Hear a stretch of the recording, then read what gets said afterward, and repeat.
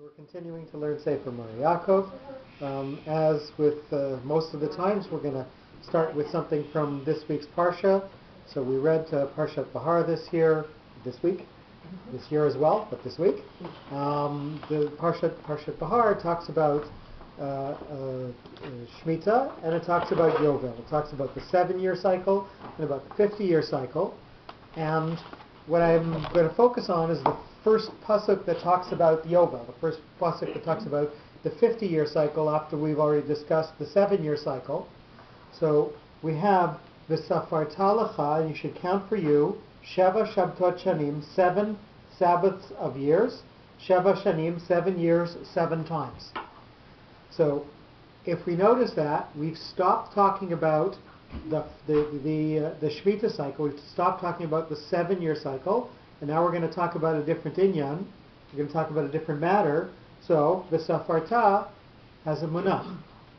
Munach separates itself out from what's gone before and looks forward. So we're going to separate out from the concept of the 7-year cycle. Now talk about the 50-year cycle. We start with a munach. Lecha. Lecha is with the Ravi. This is a word that's going to stand by itself, that the counting is going to be for you. We're talking about a different issue. We're talking about the court having the power and initiative to set the way that they're going to count this cycle. So Lecha has a Ravi. The court is going to stand alone. They're going to be the ones who are going to literally have the authority and the judgment to say when this cycle begins and ends. It's going to fall on them. So Lecha is something that's going to stand alone. The court is going to stand alone as the one who adjudicates this when it starts, when it ends. So it has a Ravi'i. Sheva, 7. Each cycle of 7 is going to fold in what came from before. So we've got the Ma'apach, and it's going to focus it forward into the years that are going to come after it. So we have a Ma'apach here. Shabtot. Sabbaths of, literally groups of 7, each one is going to be separate from the one before. So again, we have a munach, we have the Zakef Katan with the munach. Each set of 7 is going to separate itself out from the previous set of 7. Shanim, we're going to focus on both the years that lead up to the 7th year of each cycle.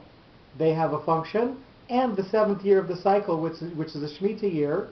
So there are going to be 2 types of years. Years where we produce, and years that are a Shemitah year.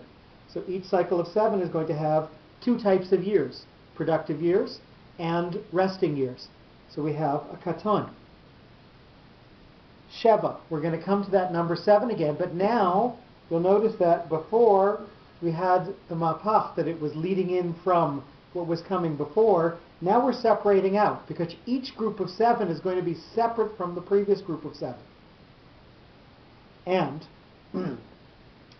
these 7 years are going to complete a set. So the Shanim, the years, has a Tipcha. It's going to close off the set.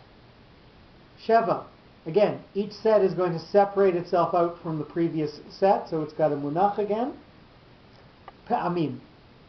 When you separate them all out and you get to the final counting, you're going to have something that's complete. So once you counted the 7 years 7 times, you're going to get to a stable resting place. You're going to get to Yovel.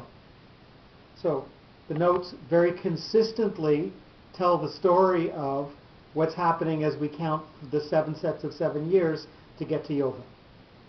Sure. And we're going to pause now, just so I can get the other safer.